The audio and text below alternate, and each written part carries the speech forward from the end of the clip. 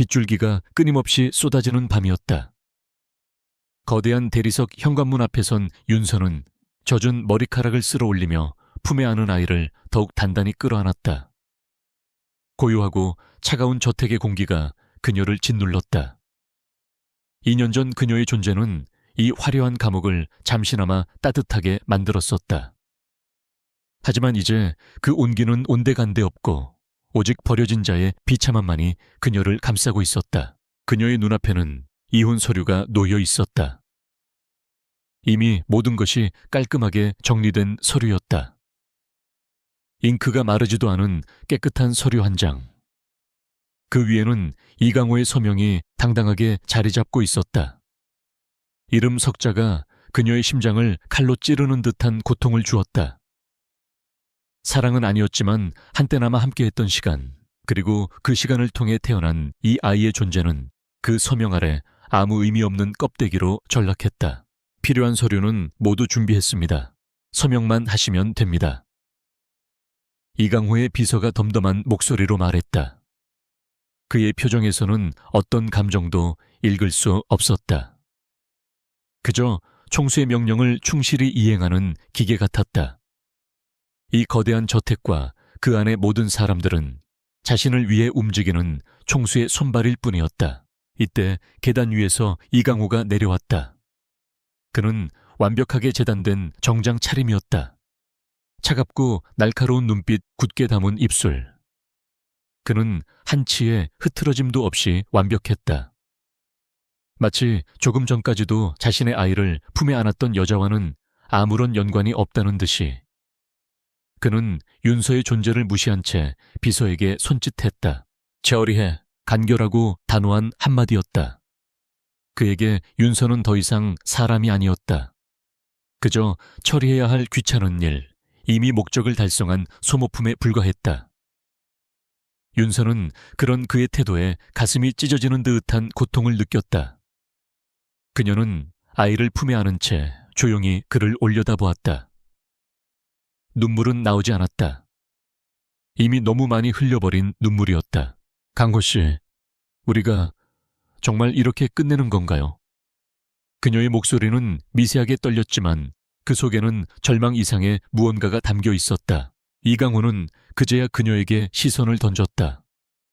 하지만 그 눈빛은 동정이나 연민과는 거리가 멀었다. 오직 경멸과 차가움만이 가득했다. 끝낼 게 뭐 있나? 처음부터 시작된 게 없는데. 그는 잔인하게 말했다. 이 결혼은 계약이었다. 당신의 목적은 후계자를 낳는 것. 나의 목적은 회사와 가문을 안정시키는 것. 목적은 달성되었고 이제 계약은 끝났다. 당신은 당신의 몫을 받았고 난 내 몫을 얻었다. 이제 와서 무슨 미련이라도 남은 건가? 윤서는 그 말에 피가 거꾸로 솟는 기분을 느꼈다. 그에게 자신은 단지 아이를 낳는 도구에 불과했단 말인가? 제 몫이요, 당신 말대로 나는 그저 이 집의 안주인 당신의 그림자로 살았어요. 내 모든 것을 포기하고 당신의 삶에 맞춰 살았다고요. 그런데 이게 다인가요, 우리 아이는? 이 아이는 당신의 아이인데 당신은 이 아이에게도 이렇게 잔인할 수 있나요? 아이의 이름을 꺼내자 이강호의 표정은 더욱 차갑게 굳어졌다. 그 아이는 이 씨 가문의 후계자다. 당신과는 아무 상관없는. 이미 양육비와 재산은 충분히 당신 계좌로 입금되었다. 당신이 이 아이에게 해줄 수 있는 건 이 집을 떠나 조용히 사는 것뿐이야. 더 이상 헛된 미련으로 아이의 앞길을 방해하지 마라. 그의 말 한마디 한마디는 비수처럼 그녀의 심장을 찔렀다. 그녀의 눈동자에는 더 이상 슬픔이 아닌 차가운 분노와 결의가 깃들기 시작했다. 그래, 이 남자에게는 어떤 기대도 할 수 없다. 아가다. 사랑도 연민도 심지어 인간적인 감정도 없는 남자였다. 그녀는 이제 더 이상 눈물을 흘리지 않을 것이다. 그녀는 이 비참한 순간을 영원히 기억할 것이다. 알겠어요.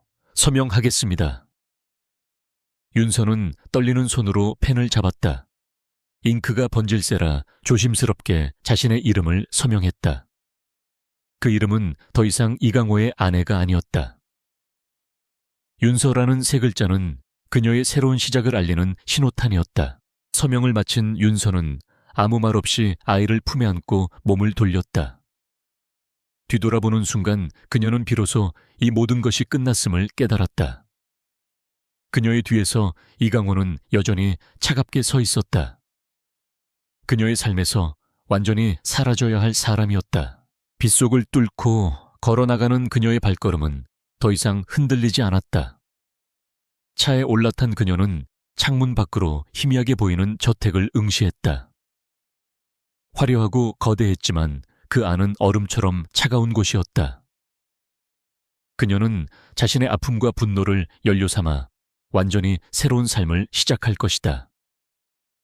그리고 언젠가 반드시 이 자리로 돌아와 이강호가 가장 소중히 여기는 것을 산산조각 낼 것이다. 괜찮아, 아가야. 그녀는 품에 안긴 아이에게 속삭였다. 엄마가 꼭 행복하게 해줄게. 그리고 우리가 왜 이 길을 걸어야 했는지 반드시 그 대가를 치르게 할 거야. 빗소리가 모든 것을 집어삼키는 밤, 윤서는 홀로 새로운 길을 향해 나아갔다. 그녀의 복수는 이제 막 시작된 것이었다. 5년의 시간이 흘렀다. 윤서는 더 이상 빗속에 홀로 서 있던 눈물 가득한 여자가 아니었다. 거울에 비친 그녀의 모습은 차가운 강철처럼 단단하고 정교하게 다듬어져 있었다. 길게 늘어뜨렸던 머리카락은 단정하게 잘려 어깨에 닿았고 부드러웠던 눈빛은 날카로운 통찰력을 담고 있었다. 그녀의 표정은 언제나 평온했지만 그 아래에는 누구도 쉽게 건드릴 수 없는 깊은 심지가 박혀 있었다. 서울에서 멀리 떨어진 한적한 도시에서 윤서는 완전히 다른 이름과 삶을 살았다. 그녀의 아들, 이제는 똘똘하고 명랑한 아이로 자란 건우는 그녀의 삶의 모든 것이자 복수의 가장 강력한 원동력이었다. 건우는 아빠의 존재를 알지 못했지만 엄마의 사랑과 헌신 속에서 밝게 자랐다. 건우가 웃는 모습을 볼 때마다 윤서의 마음은 따뜻해졌지만 그와 동시에 이 모든 것을 빼앗아간 남자 이강호에 대한 분노는 더욱 차갑게 굳어졌다. 그 5년 동안 윤서는 하루도 허투루 보내지 않았다. 그녀는 낮에는 고된 아르바이트를 하며 생활비를 벌었고 밤에는 컴퓨터 앞에 앉아 투자와 금융시장에 대한 모든 것을 섭렵했다. 대학교에서 경영학을 전공했던 지식은 그녀에게 훌륭한 자산이 되었다. 그녀는 책을 읽고 논문을 분석하며 온라인 강의를 들으며 끊임없이 자신을 갈고 닦았다. 잠은 사치였다. 그녀의 머릿속에는 오직 하나 이강호의 제국을 무너뜨릴 완벽한 계획을 세우는 것뿐이었다. 그녀의 재능은 빛을 발하기 시작했다. 작은 자금으로 시작한 주식 투자는 그녀의 뛰어난 분석력과 냉철한 판단력 덕분에 눈덩이처럼 불어났다. 그녀는 단순히 돈을 버는 것이 아니라 시장의 흐름을 읽고 권력의 움직임을 예측하는 법을 배웠다. 그녀는 이제 단순히 한 가정의 어머니가 아니라 비즈니스 세계의 숨겨진 지배자가 되어가고 있었다. 그녀가 분석한 정보는 언제나 정확했고 그녀의 조언을 따랐던 소규모 투자자들은 큰 수익을 거두었다. 입소문이 퍼지면서 그녀는 고 대표라 불리기 시작했다. 하지만 그녀는 이 모든 것을 드러내지 않았다. 그녀는 자신의 정체를 철저히 숨긴 채 온라인과 익명의 커뮤니티를 통해 활동했다. 그녀는 그저 마스터라는 이름으로 불리며 모두가 그녀의 통찰력에 경탄했다. 그녀는 자신이 얼마나 강력한 존재인지 스스로에게 증명해 보였다. 이강호가 그녀를 버렸던 이유가 무능함 때문이었다면 그녀는 이강호가 상상조차 할 수 없는 능력을 가진 존재로 거듭날 것이다. 어느 날 그녀는 건우의 손을 잡고 시내를 걸어가고 있었다. 건우는 아이스크림을 먹으며 천진난만하게 웃었고 윤서는 그런 건우를 보며 미소 지었다. 그때 길 건너편 대형 스크린에서 이강호의 얼굴이 보였다. 그는 카메라 앞에서 멋진 미소를 지으며 새로운 사업 계획을 발표하고 있었다. 성공한 총수 사회적 영웅. 모두가 그를 칭송했다. 윤서는 순간적으로 몸이 굳었지만 이내 평정을 되찾았다. 건우가 그녀를 올려다보며 물었다. 엄마, 저 아저씨는 누구야? 되게 멋지다. 윤서는 건우의 머리를 쓰다듬으며 조용히 대답했다. 저 사람은 언젠가 엄마가 꼭 이겨야 할 사람이야. 건우는 그 말을 이해하지 못했지만 엄마의 눈빛에서 느껴지는 굳은 결심을 보았다. 그날 밤 건우가 잠든 후 윤서는 자신의 노트북을 열었다. 그녀의 눈앞에는 이강호의 이름이 적힌 파일이 있었다. 그동안 그녀가 수집하고 분석한 모든 정보가 담겨있는 파일이었다. 그녀는 파일을 열고 하나하나 훑어보았다. 그의 약점, 그의 부패, 그의 가장 큰 성공과 가장 큰 실패. 그녀는 이강호의 모든 것을 알고 있었다. 그녀는 단순한 복수를 꿈꾸는 것이 아니었다. 그녀는 이강호의 제국을 철저히 분석하고 그의 모든 것을 이해했다. 그는 자신의 힘과 권력에 너무나 취해 있었다. 사람을 도구로 여기고 진심을 조롱했다. 그의 오만함은 언젠가 그의 발목을 잡을 것이고 윤서는 그 순간을 기다렸다. 윤서는 서서히 자신의 활동 영역을 넓혔다. 그녀는 온라인에서의 익명 활동을 넘어 현실 세계에서 영향력을 행사하기 시작했다. 그녀는 몇몇 작은 기업을 성공적으로 컨설팅하며 그들의 신뢰를 얻었다. 그들은 그녀를 신비로운 마스터 고라고 불렀지만 그녀의 정체를 아는 사람은 아무도 없었다. 그녀는 그들을 자신의 계획에 필요한 조각들로 만들었다. 밤이 깊어지고 창밖에는 도시의 불빛이 반짝였다. 윤서는 노트북 화면을 끄고 창가에 서서 서울의 야경을 바라보았다. 그곳에는 그녀가 잊으려고 노력했지만 결코 잊을 수 없는 추억들이 있었다. 그리고 그 추억들을 짓밟은 남자도 그곳에 있었다. 그녀의 심장은 냉정했지만 그 속에는 뜨거운 불꽃이 타오르고 있었다. 이제는 돌아갈 시간이었다. 그녀의 복수는 단순한 파괴가 아닌 정의를 바로 세우는 일이어야 했다. 그녀는 더 이상 비참한 희생자가 아니었다.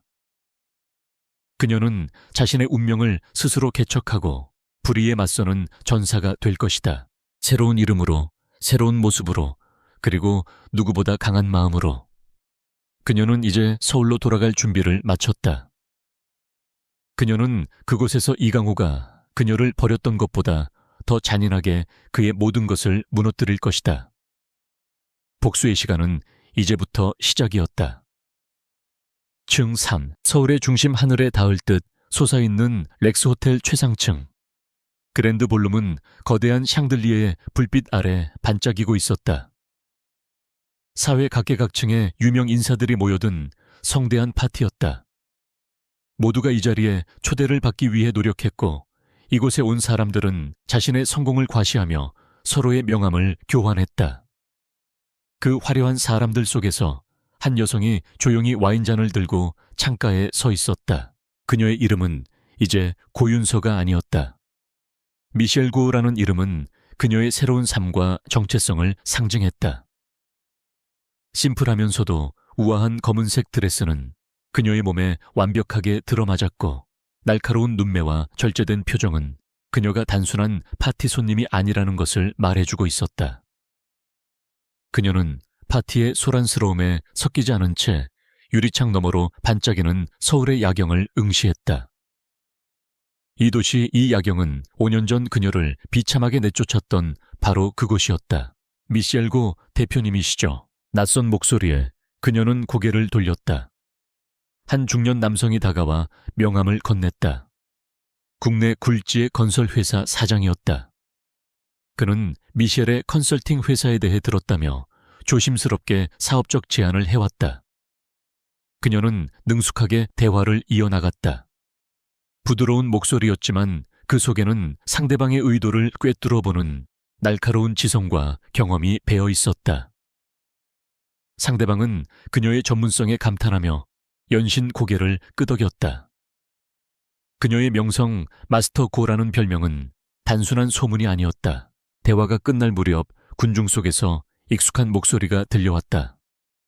심장이 순간 멎는 듯 했지만 그녀는 동요하지 않았다. 그녀의 모든 감각은 그 목소리의 근원지를 향했다. 그곳에는 이강호가 있었다. 그는 완벽한 수트 차림으로 빛나는 외모와 압도적인 존재감을 뿜어내고 있었다. 5년이라는 시간은 그를 더욱더 견고하고 오만한 총수로 만들었다. 그는 여전히 많은 이들의 선망의 대상이었다. 윤서는 와인잔을 가볍게 기울이며 그를 주시했다. 그는 자신을 낳아준 여자와 그의 유일한 아들을 5년 전 빗속에 내쫓았다. 그날의 비참함이 생생하게 되살아났지만 그녀의 얼굴에는 어떤 감정도 드러나지 않았다. 오직 차가운 분노만이 그녀의 눈동자 속에서 타오르고 있었다. 이 대표님, 드디어 뵙는군요. 스파르타 그룹의 이강호 대표이사입니다. 이강호는 그녀의 앞에 서서 가볍게 고개를 숙였다. 그의 눈에는 형식적인 호의만 담겨 있었다. 그는 그녀를 전혀 알아보지 못했다. 당연한 일이었다. 그에게 윤서는 5년 전 이미 지워버린 존재였다. 그녀는 이제 미셸고 해외에서 급부상한 투자 전문가이자 새로운 투자 기회를 노리는 능력 있는 사업가였다. 미셸 고라고 합니다. 뵙게 되어 영광입니다. 윤서는 차분하고 절제된 미소로 응대했다. 그녀의 목소리는 5년 전보다 훨씬 낮고 단단했다. 이강호는 그녀의 깊은 눈빛에 잠시 멈칫했지만 이내 다시 오만한 태도로 돌아왔다. 해외에서 대단한 실적을 올리고 계시다고 들었습니다. 하지만 한국 시장은 좀 다르죠. 그의 말에는 은근한 경고와 조롱이 섞여 있었다.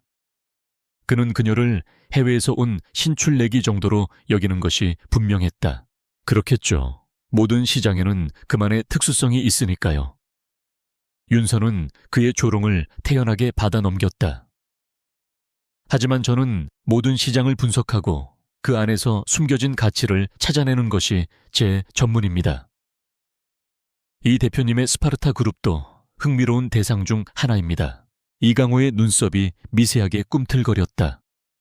그녀의 말은 단순히 사업적 관심이 아니었다. 숨겨진 가치라는 말은 그의 기업에 대해 이미 많은 것을 알고 있다는 뉘앙스를 풍겼다. 그는 그녀를 다시 한번 위아래로 훑어보았다. 예전의 윤서와는 전혀 다른 분위기였다. 그러나 그의 기억 속에서 윤서는 그저 나약하고 감정적인 여자일 뿐이었다. 감히 자신의 기업을 평가할 능력이 없는 저희 스파르타 그룹은 숨길 가치 같은 건 없습니다. 모든 것이 투명하고 완벽하죠. 외부에서 감히 저희를 평가하려 들다가는 큰 코 다칠 겁니다. 그의 목소리에는 권위가 실려 있었다. 그는 그녀를 압박하려 했다. 윤서는 살짝 웃었다. 그 미소는 차갑고도 아름다웠다. 저는 평가하지 않습니다. 다만 투자의 기회를 찾을 뿐입니다. 이 대표님의 말씀처럼 완벽한 기업일 수도 있겠지만 세상에 완벽한 것은 없습니다. 언젠가는 균열이 생기기 마련이죠. 그녀의 말은 마치 예언처럼 들렸다.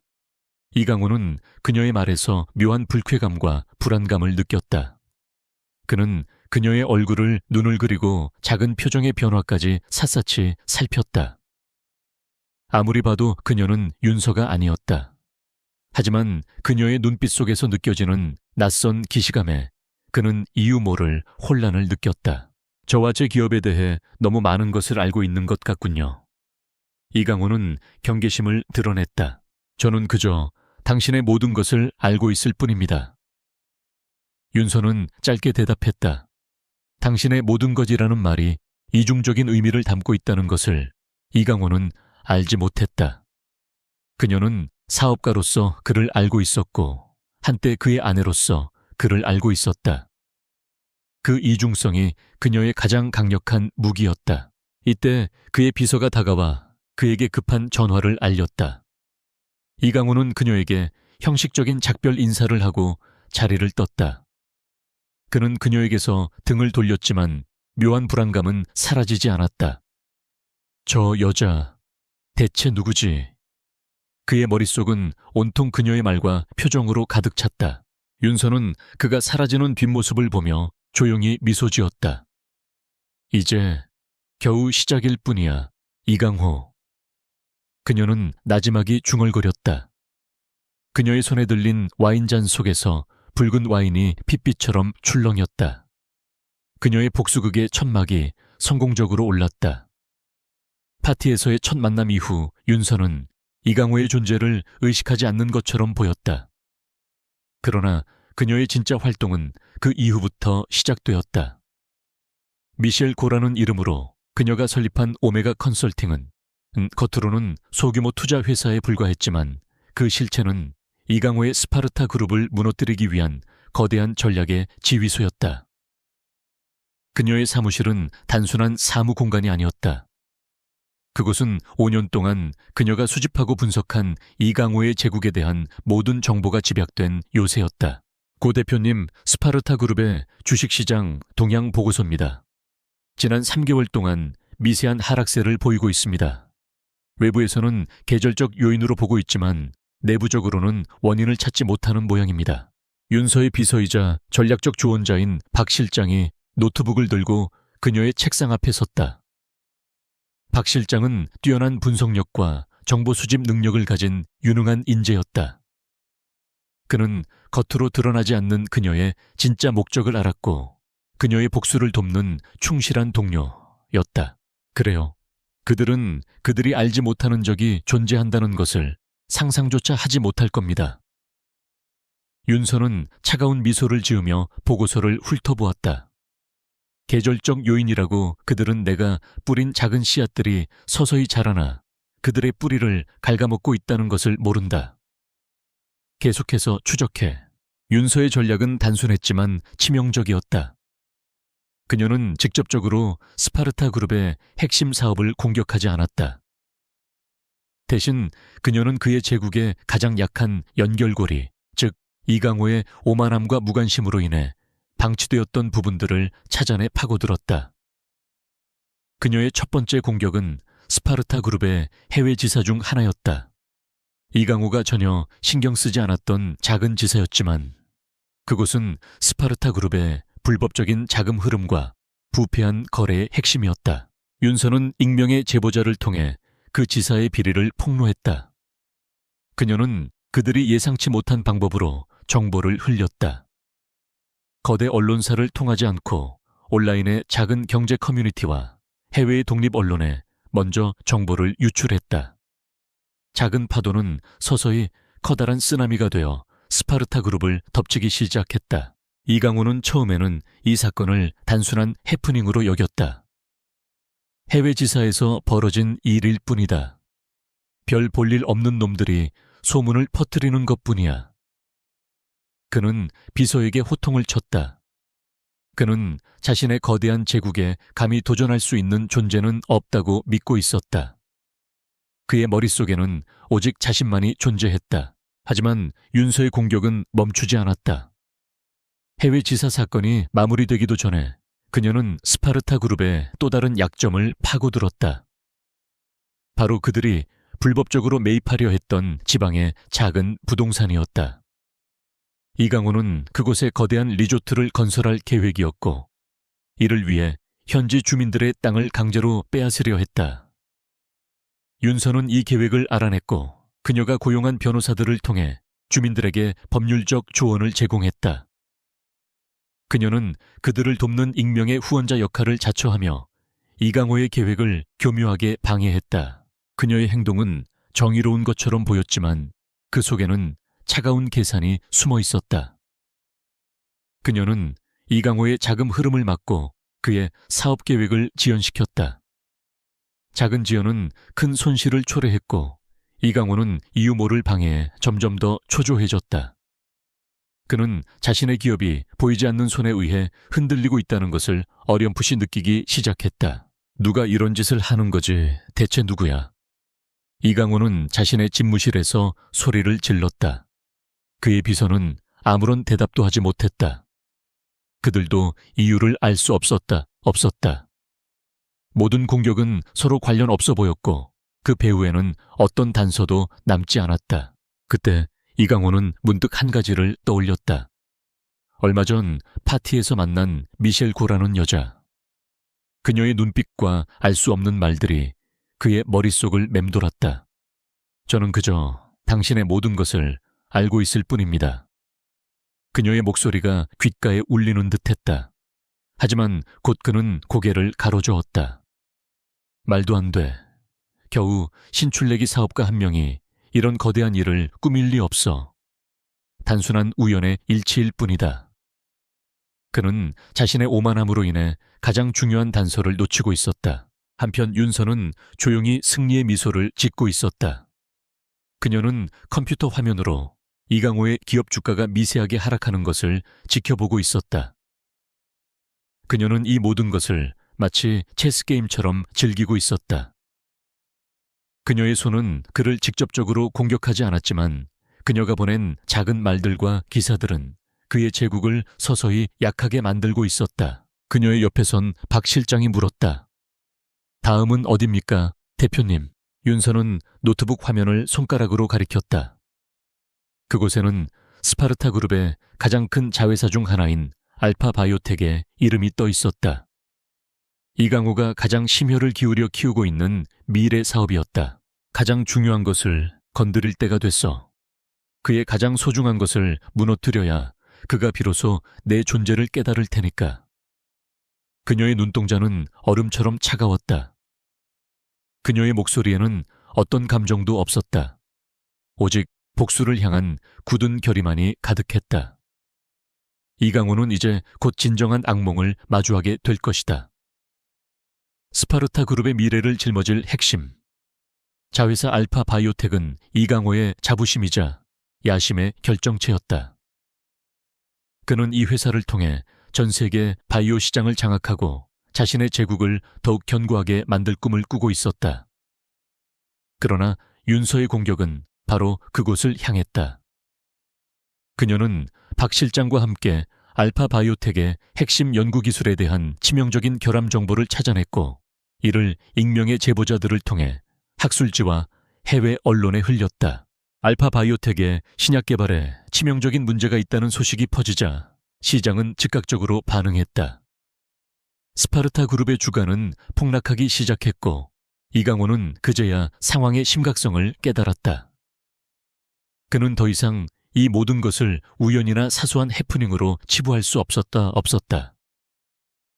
이 모든 공격은 마치 거미줄처럼 정교하게 연결되어 있었고 그 거미줄의 중심에는 그를 향한 명확한 의도가 담겨 있었다.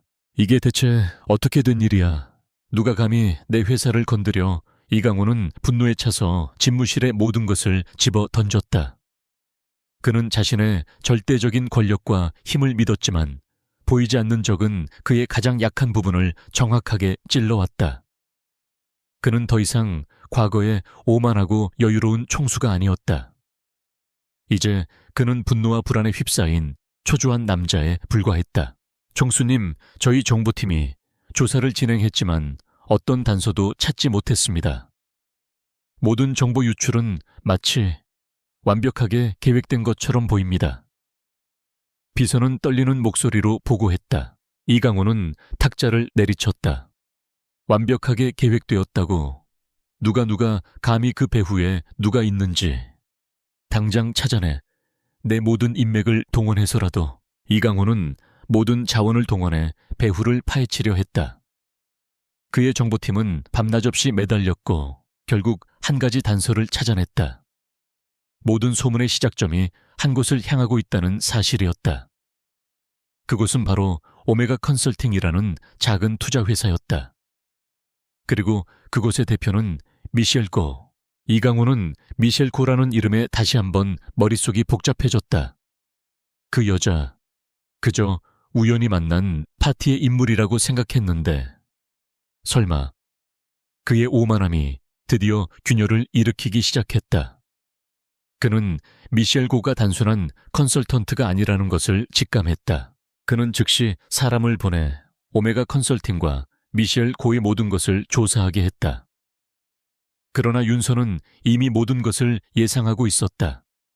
그녀의 신분은 철저히 위장되어 있었고 그녀의 과거는 흔적조차 남기지 않고 지워진 상태였다. 그녀가 건우와 살았던 집, 그녀가 일했던 곳, 그녀가 만난 사람들, 모두가 새로운 신분으로 활동하고 있었다. 이강호의 정보팀은 허탕만 치고 돌아왔다. 총수님, 미셸 고라는 여자는 마치 유령 같습니다. 저희가 찾아낼 수 있는 정보가 전혀 없습니다. 그녀의 과거, 그녀의 가족, 심지어 그녀의 원래 이름도 알 수 없습니다. 보고를 들은 이강호는 미친 듯이 웃었다. 하하하, 유령이 내 기업을 흔들고 있다는 건가? 말도 안 돼. 그의 분노는 절망으로 바뀌고 있었다. 그는 자신의 손으로 직접 해결해야 한다고 생각했다. 그는 미셸 고를 직접 만나려 했다. 그녀를 협박하고 그녀의 정체를 밝히고 이 모든 것을 멈추게 만들 생각이었다. 이때 윤서의 계획에 동참했던 또 다른 인물이 등장했다. 한때 스파르타 그룹의 불법적인 거래로 모든 것을 잃었던 사업가 김민준이었다. 그는 이강호의 눈에 띄지 않게 윤서와 연락을 취하며 중요한 내부 정보를 전달하는 역할을 했다. 그는 이강호에게 복수할 기회를 오랫동안 기다려왔고 윤서의 조용한 복수극이 시작되자 그녀의 가장 든든한 조력자가 되었다. 고 대표님, 이강호가 직접 나서서 대표님을 만나려 할 겁니다. 조심하셔야 합니다. 김민준이 윤서에게 경고했다.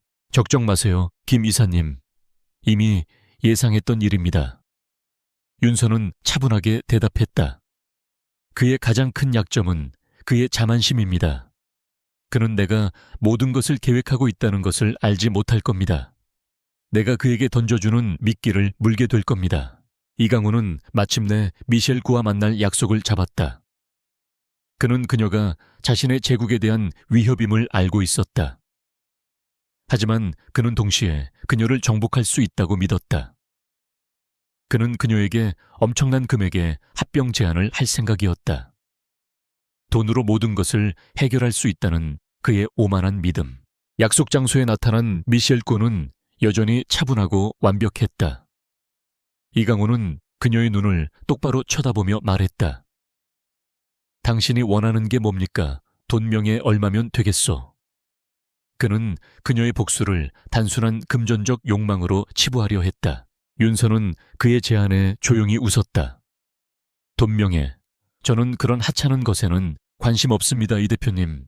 제가 원하는 것은 당신의 제국이 산산조각 나는 모습을 보는 것입니다. 그녀의 단호하고 차가운 목소리에 이강호는 충격을 받았다. 그는 그녀에게서 이유 모를 섬뜩함을 느꼈다. 그리고 바로 그때 그의 휴대전화가 울렸다. 긴급 소식이었다. 스파르타 그룹의 가장 큰 계약이 갑작스럽게 취소되었다는 소식이었다. 이강호는 당황한 얼굴로 전화를 끊었다. 이게 무슨 짓이야? 그는 윤서를 노려보았다. 윤서는 그의 눈을 피하지 않았다. 이것은 당신이 5년 전에 저에게 했던 일에 대한 작은 보답일 뿐입니다. 이제야 겨우 시작일 뿐인데. 벌써 힘드십니까? 그녀의 목소리는 그의 귓가에 조용히 울렸다. 이강호는 그녀의 말에서 5년 전에 윤서의 그림자를 보았다. 그녀는 자리에서 일어났다. 다음에는 더 재미있는 것을 준비하겠습니다. 그때까지 힘내세요, 이강호 씨. 그녀는 마지막 말을 내뱉고 미련 없이 등을 돌렸다. 이강호는 좌절감과 함께 그녀의 뒷모습을 노려보았다. 그가 마주하고 있는 것은 단순한 경쟁자가 아니었다. 그의 오만함으로 인해 파멸했던 유령이 돌아와 그를 무너뜨리고 있었다. 그리고 그는 이제야 그 사실을 깨달았다. 이강호의 집무실은 며칠째 불이 꺼지지 않았다. 그의 머릿속은 오메가 컨설팅과 미셸 고라는 이름으로 가득 차 있었다. 그는 자신의 모든 인맥과 사적인 탐정까지 동원해 그녀의 정체를 파헤치고 있었다. 대체 누구냐 너는? 그는 수십 번도 넘게 속으로 되뇌었다. 돈과 권력으로 해결할 수 없는 미스터리에 그는 점점 더 깊은 수렁에 빠져들었다. 어느 날 밤 그의 앞에 탐정이 가져온 보고서가 놓였다. 보고서에는 미셸 고의 사진과 함께 그녀의 과거에 대한 놀라운 사실들이 적혀 있었다. 그녀는 유학 시절 미셸 고라는 이름을 사용했고 한국으로 돌아와 고윤서라는 이름으로 잠시 평범한 삶을 살았다는 내용이 담겨 있었다. 그리고 가장 중요한 사진 한 장. 5년 전 그가 자신의 집에서 쫓아냈던 바로 그 여자 고윤서의 사진이었다. 이강호의 손이 미세하게 떨렸다. 그는 사진을 들어 올리고 그날 밤의 기억을 떠올렸다. 빗속에 서 있던 나약했던 여자, 두려움에 떨던 눈빛. 그리고 지금 그의 눈앞에 있는 사진 속의 여자. 단단한 눈빛과 자신감 넘치는 표정. 두 사람은 동일 인물이었다. 말도 안 돼. 이강호는 비명을 질렀다. 그 여자라고 겨우 그 고윤서가 어떻게 이런 짓을 그는 믿을 수 없었다. 그가 버린 보잘것없는 여자가 이렇게 거대한 복수를 계획하고 실행하고 있었다니. 그의 오만함은 산산조각 났다. 그가 경멸했던 존재에게 무릎 꿇고 있었다는 사실이 그를 미치게 했다. 분노와 함께 그는 5년 전의 일들을 다시 떠올렸다. 그는 자신이 윤서를 버렸던 순간을 미화하려 노력했지만 탐정의 보고서에 담긴 또 다른 내용들은 그에게 더욱 큰 충격을 안겨주었다. 보고서는 윤서가 떠나게 된 배경에 대한 더 깊은 진실을 파헤치고 있었다. 그저 단순한 이씨 가문의 반대 때문이 아니었다. 그의 사촌 형이자 경영권 승계 경쟁자였던 이성진 상무가 이 모든 것을 계획했다는 내용이 담겨 있었다. 이성진은 이강호가 윤서와 결혼하고 아들을 낳자 이강호가 가문의 후계자 자리를 굳히게 될 것을 두려워했다. 그래서 그는 윤서가 이강호의 아이를 가졌다는 사실을 가족에게 폭로하고 이강호가 정략 결혼을 파기할 수밖에 없도록 상황을 조작했다. 또한 그는 윤서가 떠난 후에도 그녀의 정보를 교묘하게 조작하여 이강호가 그녀를 찾지 못하도록 막아왔다. 그는 윤서를 쫓아내고 그녀를 이용해 이강호의 입지를 흔들려고 했던 것이다. 이강호는 보고서를 읽으며 숨을 헐떡였다. 그는 자신이 가장 믿었던 사촌에게 배신당했다는 사실에 치를 떨었다. 그가 윤서에게 했던 모든 잔인한 행동들은 사실 이성진이 뿌려놓은 함정에 빠진 결과였다. 그는 윤서의 비참함을 조롱했지만 사실은 그 자신 또한 이성진의 소나기에서 놀아난 꼭두각시에 불과했다. 이성진, 이 개자식. 이강호는 분노와 함께 솟아오르는 깊은 수치심을 느꼈다.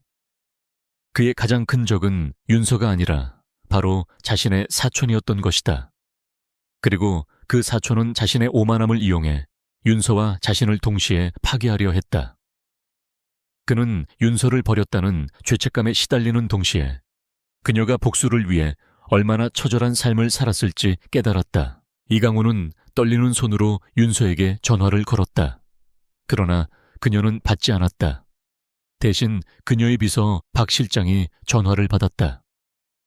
미셸 고 대표님은 지금 출장 중이십니다. 박 실장, 당장 미셸 고에게 말해.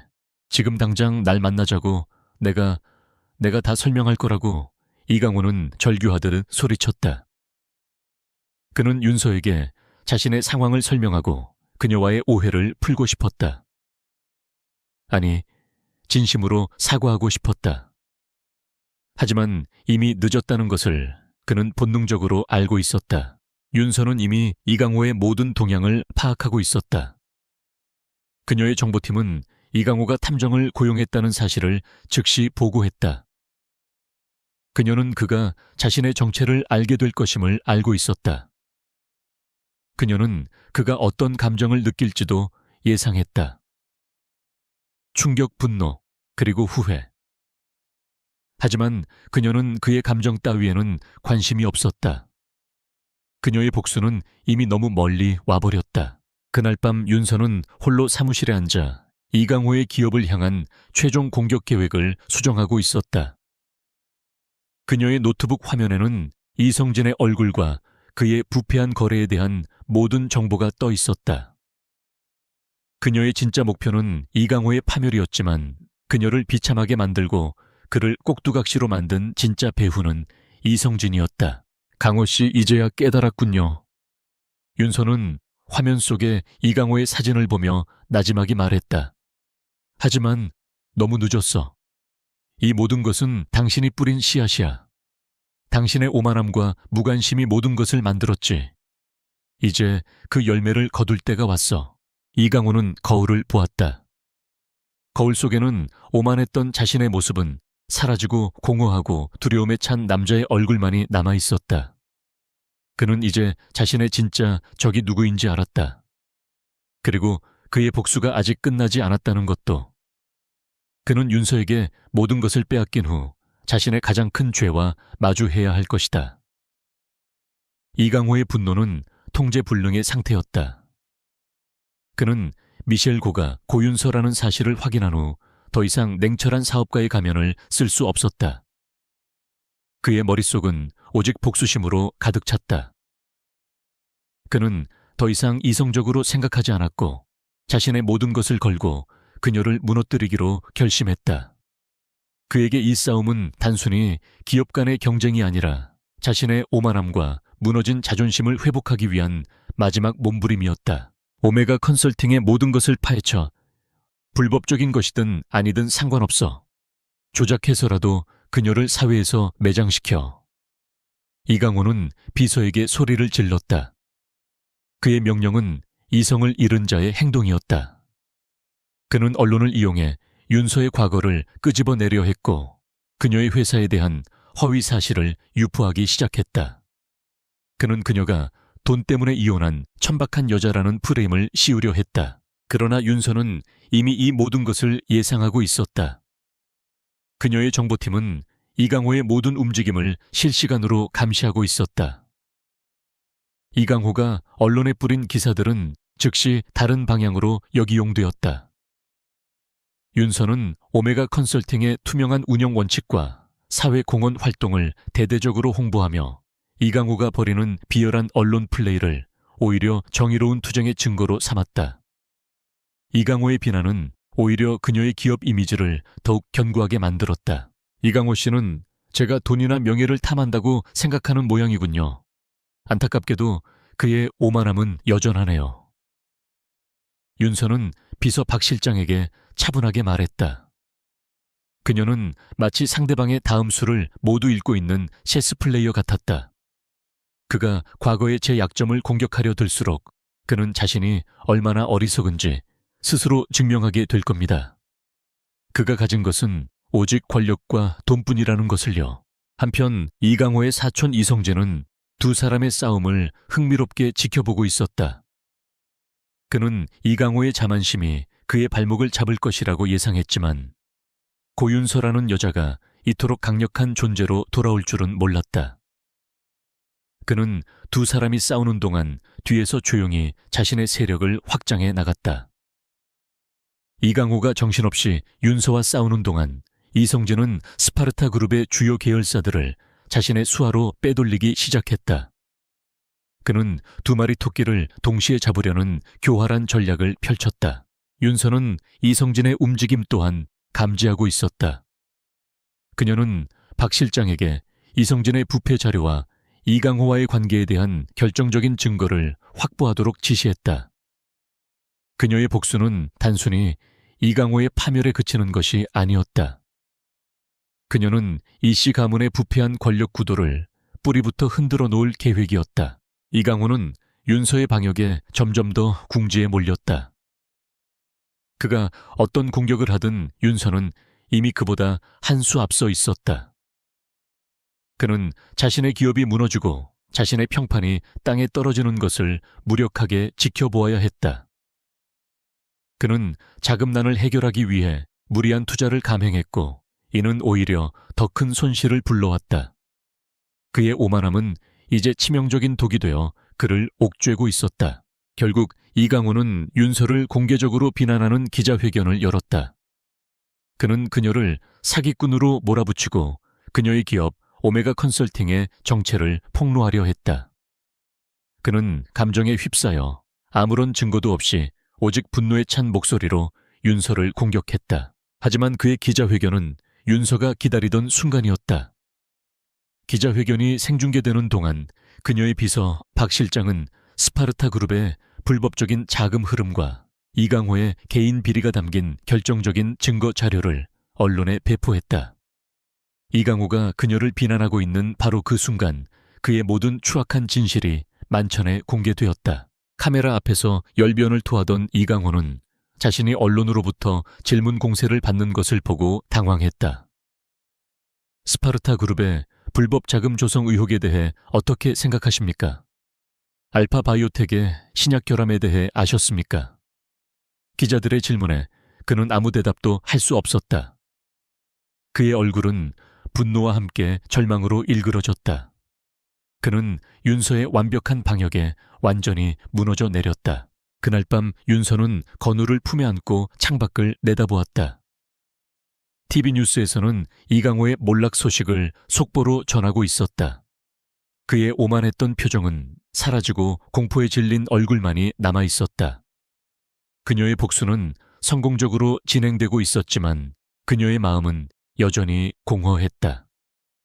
그녀는 복수가 행복을 가져다 주지 않는다는 것을 알고 있었다. 그러나 동시에 그녀는 자신과 아들의 미래를 위해 이 싸움을 끝까지 해내야 한다는 것을 알고 있었다. 이강호의 기자회견은 그의 몰락을 알리는 신호탄이었다. 언론은 스파르타 그룹의 불법 행위에 대한 윤서의 증거 자료들을 쏟아내기 시작했고 검찰은 즉시 수사에 착수했다.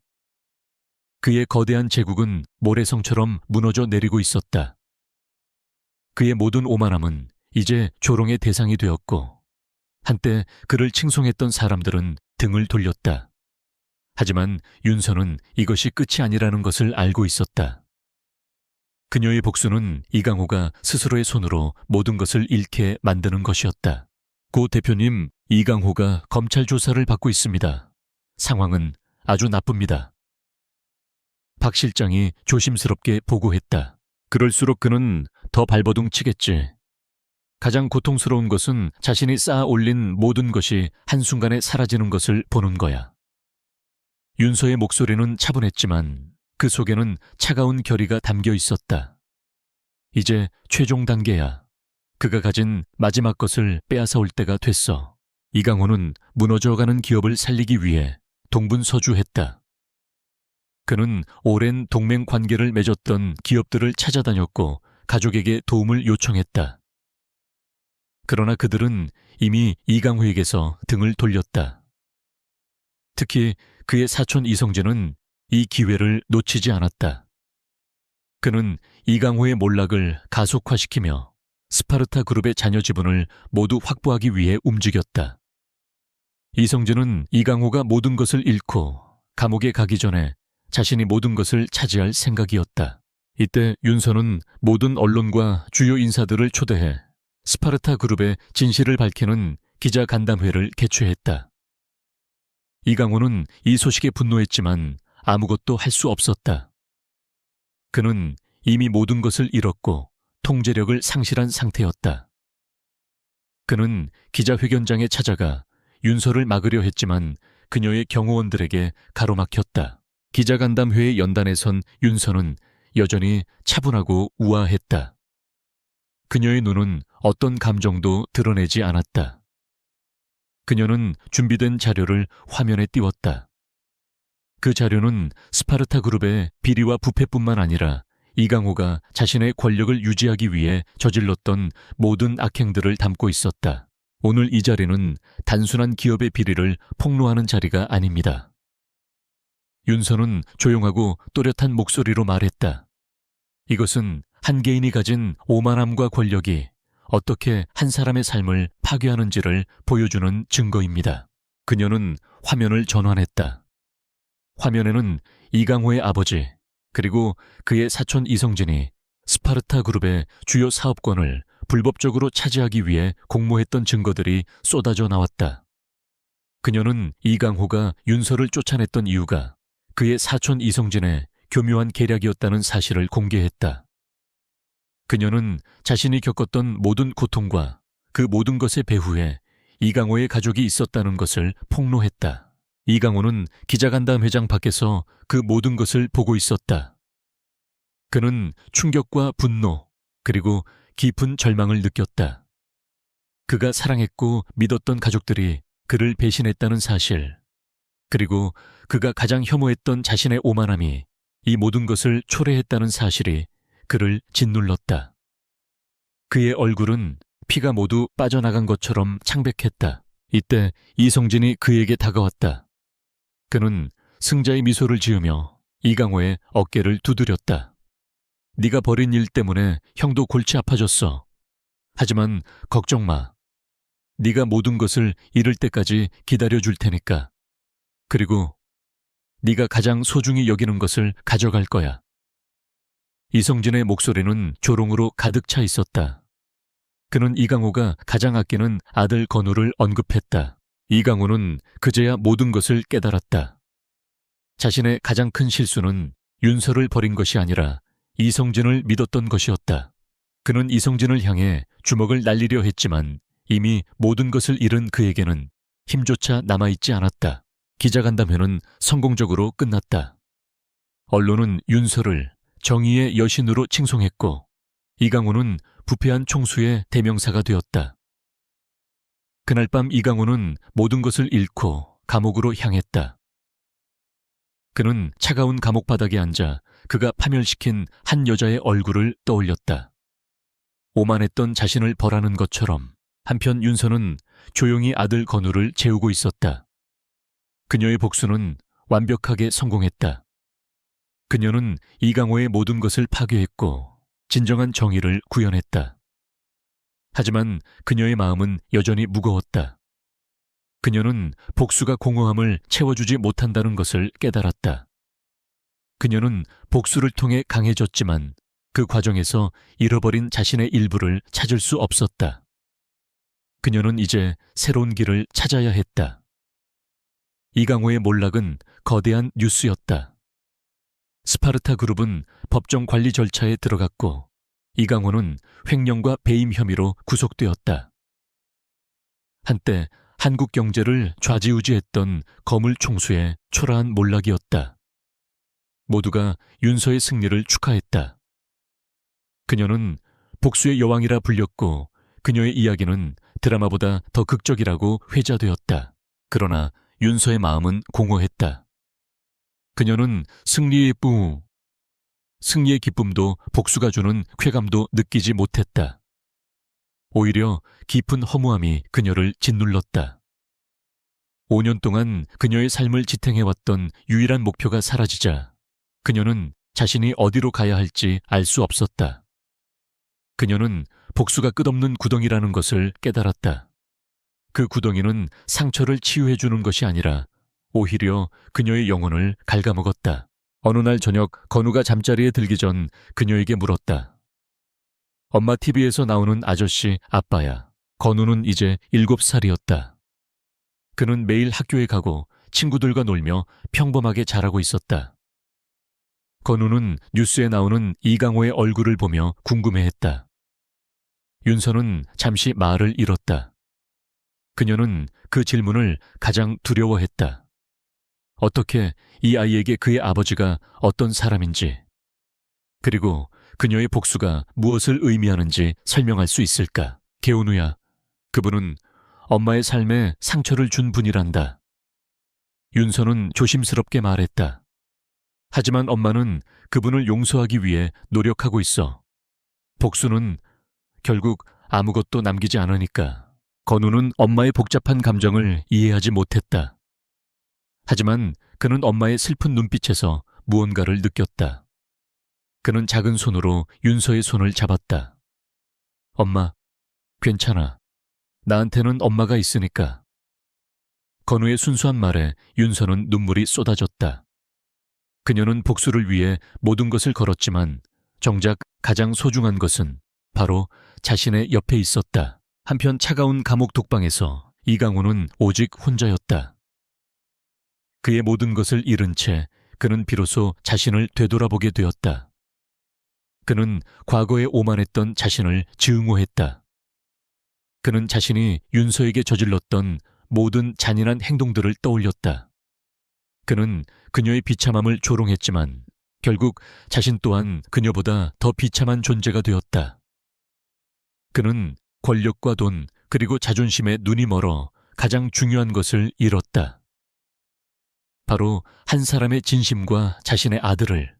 어느 날 그는 변호사에게 한 가지를 부탁했다. 건우가 잘 지내고 있냐? 변호사는 놀란 표정으로 그를 바라보았다.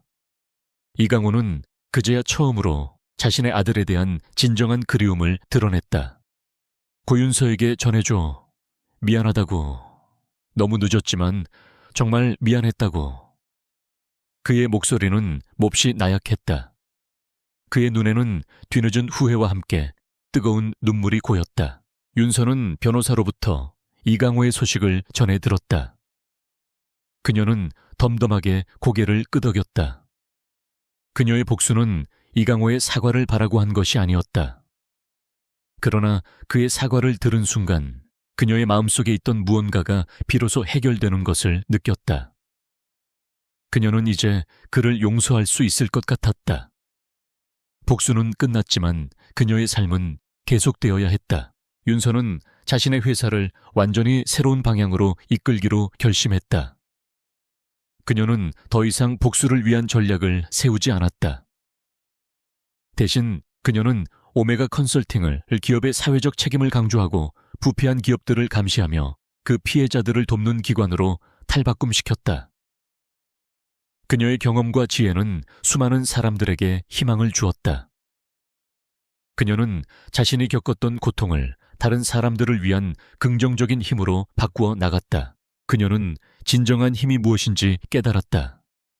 그것은 상대를 파괴하는 것이 아니라 상처받은 사람들을 일으켜 세우고 정의를 실현하는 것이었다. 그녀의 복수는 끝났지만 그녀의 삶은 이제부터 새로운 의미를 찾기 시작했다. 그녀는 이제 과거의 그림자에서 벗어나 자신의 미래와 아들의 미래를 위해 새로운 길을 걷기 시작했다. 그녀는 더 이상 복수의 여왕이 아니라 새로운 시대의 빛을 밝히는 존재가 되었다. 층10 스파르타 그룹의 몰락은 한 시대의 종말을 의미했다. 이강호는 횡령과 배임 혐의로 징역 10년형을 선고받았고 그의 사촌 이성재는 그의 비리가 모두 세상에 공개되면서 경영권 승계에서 영원히 배제되었다. 한때 한국 사회를 뒤흔들었던 권력 다툼은 이렇게 종말을 고했다. 모두가 윤서의 승리에 대해 이야기했지만 그녀는 이제 더 이상 복수의 드라마 속 주인공이 아니었다. 그녀는 그저 건우의 엄마 그리고 새로운 삶을 시작하는 한 인간일 뿐이었다. 윤서는 오메가 컨설팅의 이름을 새로운 새벽 뉴던으로 바꾸었다. 그녀는 이 회사를 부패한 기업들을 감시하고 그들의 불의에 맞서는 피해자들을 돕는 비영리 재단으로 탈바꿈시켰다. 그녀의 경험과 지혜는 수많은 사람들에게 정의를 위한 용기를 불어넣었고 그녀의 재단은 사회의 빛과 소금이 되었다. 그녀의 복수는 파괴에 머무르지 않고 더 나은 세상을 만드는 건설적인 힘으로 승화되었다. 시간은 흐르고 건우는 씩씩하고 밝은 아이로 자랐다. 그는 엄마의 무한한 사랑 속에서 부족함 없이 행복하게 성장했다. 윤서는 건우를 키우며 복수가 그녀의 삶을 망치지 않았다는 것을 깨달았다. 오히려 그 고통과 시련은 그녀를 더욱 강하게 만들었고 그녀의 인생에 깊이와 의미를 더해주었다. 그녀는 이강호가 그녀에게서 모든 것을 빼앗았다고 생각했지만 그는 사실 그녀에게 새로운 삶을 살 기회를 주었던 것이다. 어느 날 오후 윤서는 건우와 함께 공원을 거닐고 있었다. 건우는 신나게 뛰어다녔고 그녀는 그런 아들의 모습을 보며 미소 지었다. 그때 그녀의 휴대폰으로 한 통의 메시지가 도착했다. 발신자는 이강호의 변호사였다. 짧은 메시지였다. 이강호 씨가 보내는 마지막 편지입니다. 윤서는 잠시 망설이다가 편지를 열었다. 편지에는 이강호의 투박한 필체로 쓰인 글이 담겨 있었다. 윤서야, 내가 감히 너에게 이런 말을 해도 될지 모르겠다. 너를 감옥으로 보낸 것에 대해 원망하지 않는다. 오히려 감사하다. 나는 이곳에 와서야 비로소 나 자신을 돌아보게 되었고, 내가 얼마나 오만하고 어리석은 인간이었는지 깨달았다. 너에게 용서받을 자격이 없다는 것을 안다. 하지만 한 가지 부탁이 있다. 우리 아들 건우, 네가 나에게서 모든 것을 빼앗아갔지만 나에게는 유일한 희망이 남아 있었다. 건우를 잘 키워줘. 나를 용서하지 않아도 좋다. 하지만 우리 아이를 위해 행복하게 살아가줘. 나에게는 너희의 행복이 마지막 속죄다. 편지를 읽은 윤서의 눈에서 뜨거운 눈물이 흘러내렸다. 그녀는 그를 용서할 수 없다고 생각했지만 그의 진심이 담긴 마지막 편지에 마음이 흔들렸다. 그녀는 복수가 끝났음을 실감했다. 그녀는 그를 증오했지만 이제는 그 증오마저도 사라져버린 것이다. 그녀의 마음속에는 오직 평화만이 남았다. 윤서는 편지를 품에 넣고 달려오는 건우를 품에 안았다. 엄마 왜 울어? 건우의 물음에 그녀는 고개를 저었다. 아니야, 기뻐서 우는 거야. 그녀는 건우의 손을 잡고 공원 벤치에 앉았다. 그녀는 복수가 아니라 사랑이 그녀의 가장 큰 힘이라는 것을 깨달았다. 에필로그. 수년 후 건우는 늠름한 청년으로 성장했다. 그는 엄마의 뒤를 이어 사회 정의를 위해 일하는 변호사가 되었다. 윤서는 여전히 새로운 새벽 재단을 이끌며 수많은 사람들에게 희망을 전했다. 그녀의 삶은 더 이상 과거의 비참함에 갇히지 않았다. 그녀는 그녀의 삶을 스스로 개척했고 사랑으로 가득 채웠다. 어느 날 아침 그녀는 건우와 함께 아침 식사를 준비하며 창밖을 내다보았다. 창밖에는 따스한 햇살이 비추고 있었다. 그녀는 아들의 얼굴을 보았다. 그 속에는 이강호의 그림자가 있었지만 동시에 그녀의 강인함과 따뜻함이 함께 존재했다. 그들은 더 이상 과거의 그림자에 갇히지 않았다. 그들은 새로운 시작, 새로운 새벽을 향해 나아가고 있었다. 그녀의 복수는 끝났지만 그녀의 이야기는 이제 비로소 시작된 것이다.